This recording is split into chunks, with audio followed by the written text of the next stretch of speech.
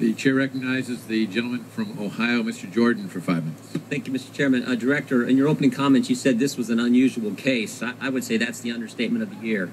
Husband of the subject meets with the Attorney General 3 days before Secretary Clinton is interviewed by the FBI. 9 people get to sit in with Secretary Clinton during that interview. One of those was her Chief of Staff, Cheryl Mills, who was the subject of the investigation. 5 people get some kind of immunity.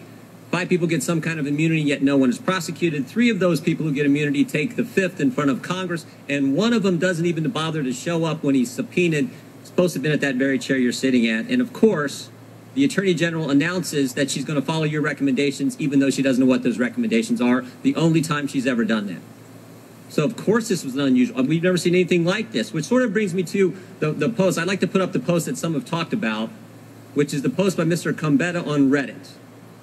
And you said earlier that you don't know if you examined this during your investigation, so let's examine it now. I need to strip out a VIP's address from a bunch of archived email. Basically, they don't want the VIP's email address exposed to anyone. Now, Director, when I hear the term strip out email address, I think of somebody's trying to hide something, somebody's trying to cover up something, and it sort of raises an important question from these 2 sentences. Who's the they who wants something hid, and who's the VIP who also wants something hid? Director Comey, is it likely the VIP well, actually, not just a VIP, it's a very, very important person, according to Mr. Comey. Is it likely that that person is Secretary Clinton? Yes, sure.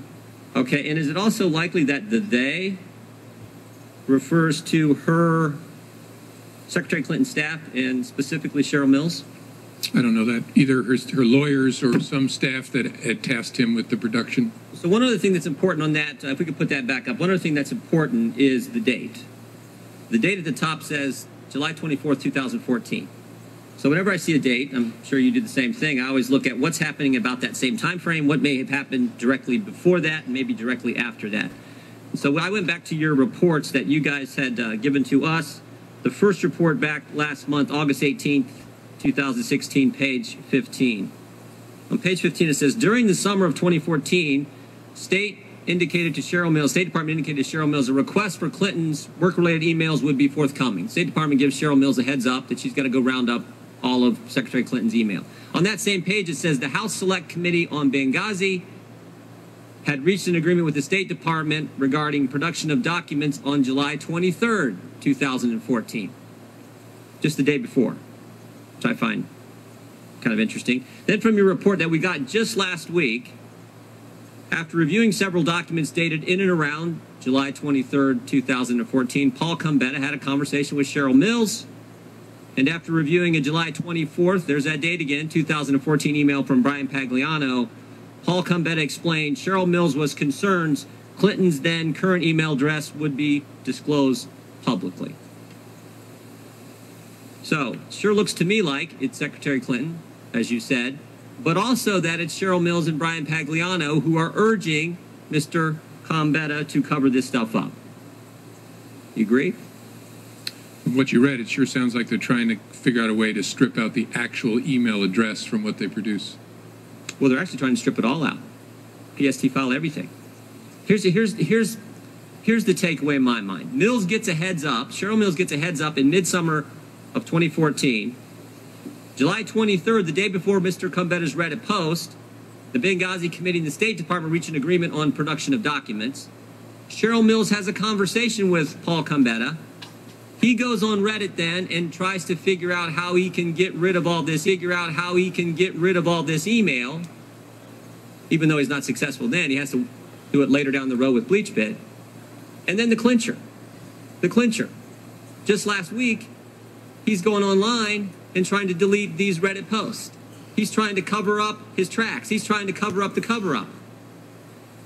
So I guess the question is, and someone's asked it earlier, in light of all this, are you thinking about reopening the investigation?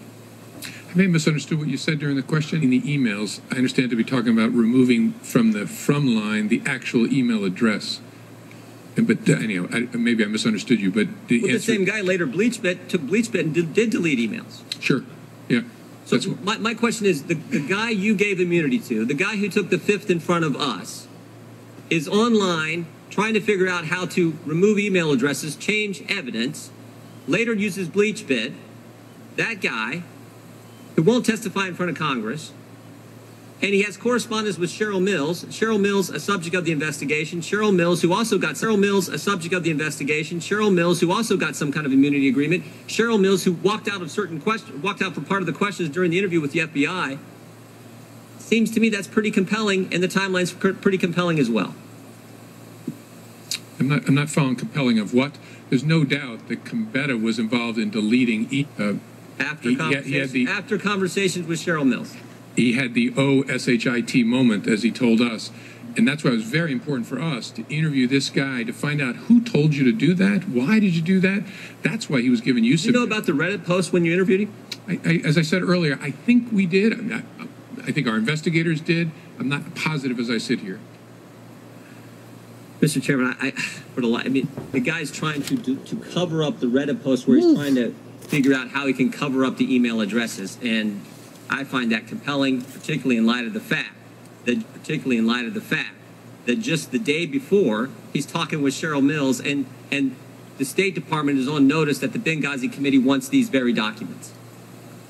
I find that compelling, but obviously the FBI didn't, and this is just one more in that list of things that make this case highly unusual. I yield back.